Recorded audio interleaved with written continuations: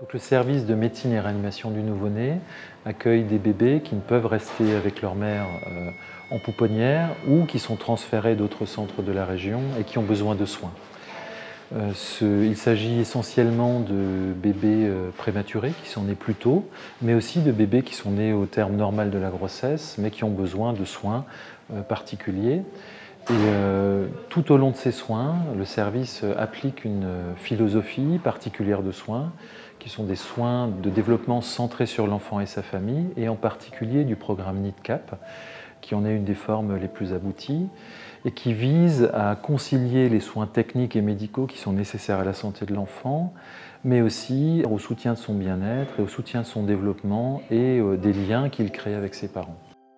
Ce programme vise à adapter l'environnement de l'hôpital aux besoins du bébé et de sa famille.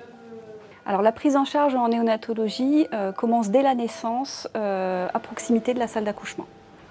Ensuite, l'enfant est dirigé vers une salle de réanimation où les premiers soins sont réalisés. Et très rapidement, le nouveau-né sera ramené vers son unité d'accueil. Alors, le nouveau-né est dans un premier temps, dès que c'est possible, emmené quelques instants auprès de sa maman en salle d'accouchement.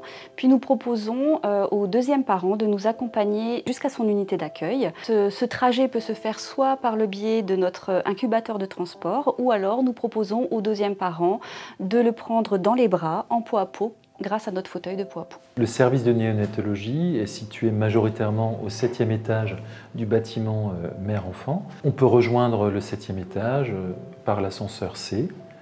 Le secrétariat du service est situé juste en face de l'arrivée des ascenseurs et les secrétaires sont à votre disposition pour répondre à vos éventuelles questions. L'unité de réanimation néonatale accueille les bébés les plus malades. Il s'agit essentiellement de grands prématurés, mais aussi de bébés nés extrêmement prématurés et qui ont besoin d'un soutien respiratoire ou de soutien multiple parce qu'ils sont en détresse vitale. Parfois aussi de soins plus complexes qui nécessitent une surveillance particulière. Donc, l'unité de réanimation néonatale peut accueillir jusqu'à 16 bébés qui sont majoritairement dans des chambres multiples et un bébé peut être dans une chambre seule. Donc, au cours de leur parcours de soins, les nouveau-nés qui sont sortis de réanimation sont accueillis dans l'unité de soins intensifs. L'unité de soins intensifs peut accueillir jusqu'à 18 bébés qui sont accueillis soit dans des chambres seules, familiales, ou soit dans des chambres jusqu'à 3 bébés. L'unité de médecine néonatale accueille les bébés qui sont en fin de parcours lié à la prématurité, mais aussi des nouveau-nés à terme qui ont besoin d'une surveillance ou d'un traitement particulier. Il peut s'agir aussi de bébés qui viennent de l'extérieur, qui sont déjà rentrés à la maison et qui sont réhospitalisés depuis les urgences dans leurs premiers mois de vie.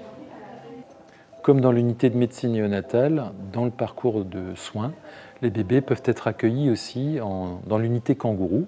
Là sont accueillis des bébés qui vont pouvoir rester en continu auprès de leur maman alors qu'ils bénéficient d'un traitement spécifique ou d'une surveillance particulière. Quand le parent arrive dans le service avec son enfant, il suit l'équipe soignante, il peut prendre les premières photos, on lui donne les premières informations pratiques et en général il y a une série de soins stériles qui sera réalisée auprès de son enfant, donc on l'invite à patienter le temps de la réalisation des soins.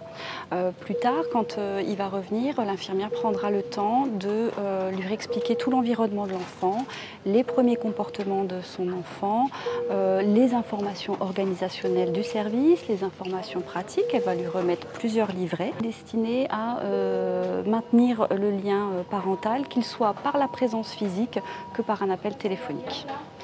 Dans cet univers technique et médicalisé, beaucoup de professionnels gravitent et œuvrent au quotidien pour le bien-être et le développement de l'enfant, en respectant son rythme, en préservant son sommeil, en limitant les manipulations successives et en limitant également toutes les surstimulations qui peuvent être aussi bien visuelles, lumineuses et surtout en favorisant la présence des parents.